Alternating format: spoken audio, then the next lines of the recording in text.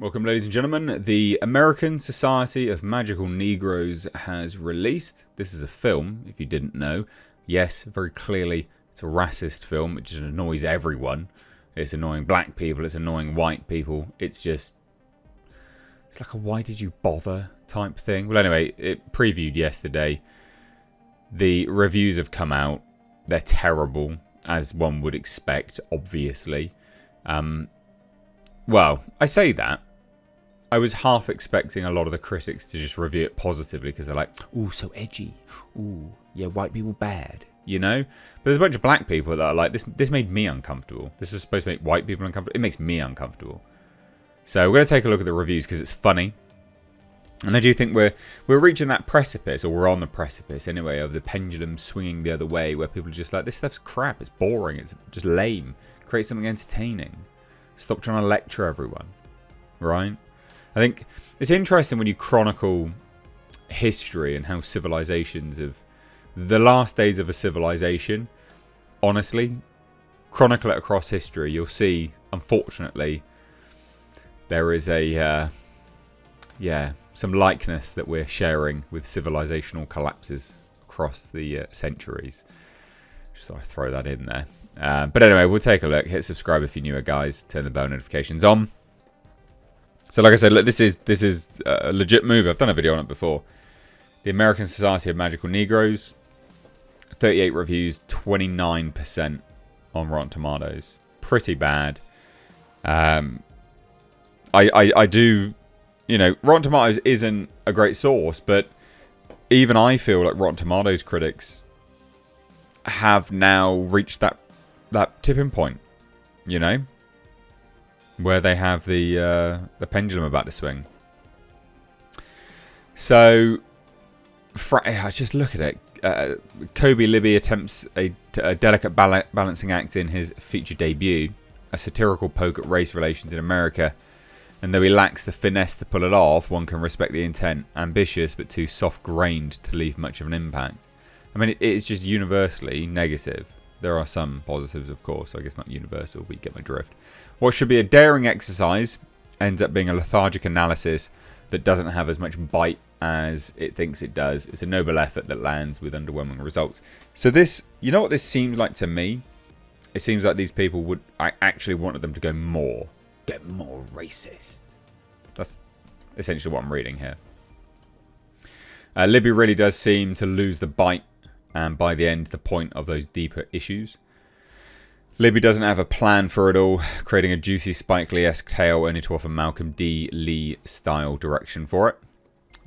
Joseph Robinson here says, ironically, a film about making white people comfortable made me uncomfortable. Kobe Libby only dips his toe in the water of the film's thesis and seems unwilling to dissect or interrogate in any meaningful fashion.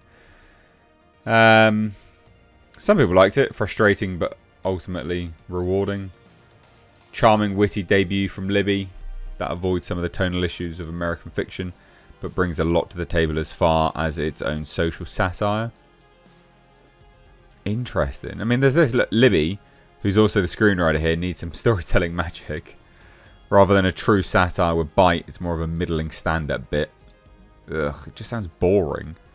The American Society of Magical Negroes fumbles a potent premise with mostly middling execution. Hollywood Reporter, even they hated it. Though it's clear that first-time director Libby was intending for the joke to be on white people, the black characters are drawn with so much misery and self-loathing that the humour rarely lands. Ugh. Ugh. Scathing. Sadly, the film underdelivers in enough ways to make me wonder if this was an idea for a sketch that someone perhaps overconfidently stated should be adapted into this overlong feature film. Wow. God, it's terrible. Screen Rant. American Society is mostly bark and rarely bite as the romance side plot overshadows the very concept it aims to critique. Wow. Apparently it feels inexplicably watered down, further saddled by an unnecessary late twist and a preachy tone that manages to say only the most obvious. Oh, good times. Good times. Collider. As Roger says when he's introduced to the society, the job of the magical Negro is to make white people comfortable, and yet this is exactly the type of film that shouldn't make anyone comfortable. That's what I mean. Like this is. I think we're on that precipice, guys. The American Society of Magical Negroes. I think it's interesting reading the black people that are reviewing it. Uniquely explores what it means for black people to protect and care for ourselves and each other, yet attempts simultaneously to give us a romance that doesn't seem to be fully fleshed out. Oh my god. The film could have been seen as a sharp critique of respectability politics. Instead, it's an empty presentation of them. Another positive here. Libby's film marks a personal reckoning with the titular trope, a stock character in storytelling who exists only to further the development of a white person. You're never totally sure if the American Society of Magical Negroes wants to critique the anti-black world it exists in, or is simply content smiling in the face of the status quo. That's what I mean. This film is damned if you do, damned if you don't. It's never going to please anyone. American Society. I love how people are not listing the magical Negro part because they're like, oh, can't say that, it's racist. Mate, it's the title of the film. American Society of Magical Negroes can't decide whether to go full biting satire or charming rom-com. As a result, it fails to do either genre justice. This film takes on corporate and societal hypocrisies. The film is a societal hypocrisy, but fine. Which will get some chuckles and maybe some self-examining thoughts. With that in mind, the premise contradicts itself, going for accessibility with its own premise is trying to dismantle. Yeah, people are not. Yeah, people are just. It's crap. Black girl nerds. They loved it. Of course they did. The film makes you think about the micro and the macro of your interactions. Microaggressions. And while the visual effects of the magic performed in the film are hit or miss, the lessons and topics remain strong. That's funny.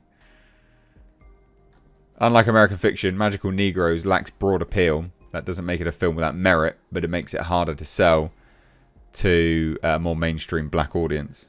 Good times. Good times. So, yeah, people weren't very happy with this, obviously. It's been torn apart. It's not a surprise, though, is it? You know, let's be honest here. It's not a surprise. This film was never going to do particularly well. It is funny reading the black people, though. Majority hate it. Near enough everyone just hates it. So, bad times. Who'd have thought that racist film would be disliked? Aside from crazy people. What do you think? Thoughts down below. Cheers. Bye now.